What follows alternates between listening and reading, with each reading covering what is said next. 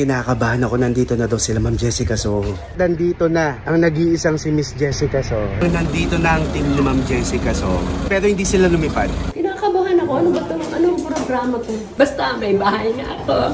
Bigay ni Bunso. Ito lang ang pangarap ko, bahay. Nandito na ang surprise at nasa likod si Ma'am Jessica. Hello po Ma'am Jessica. Happy birthday to you.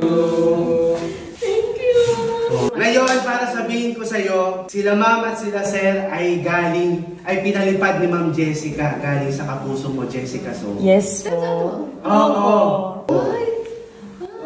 At hindi lang yun, lumipad ang napaka-busy si Miss Jessica Soho para puntahan. Ayan si Ma'am Jessica Soho. Yan nga si Ma'am Jessica. It's a prank!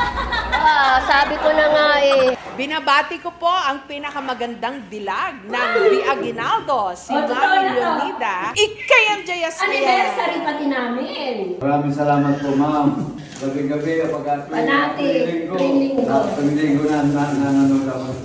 Hindi, kausapin mo lang. Wala na. Ang Jessica Soho.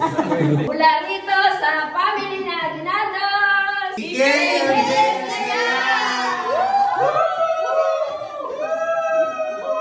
Hoy, Ate Richelle, Ate Noemi ha. Abangan niyo ako sa Kenya. Nandiyan pa pala.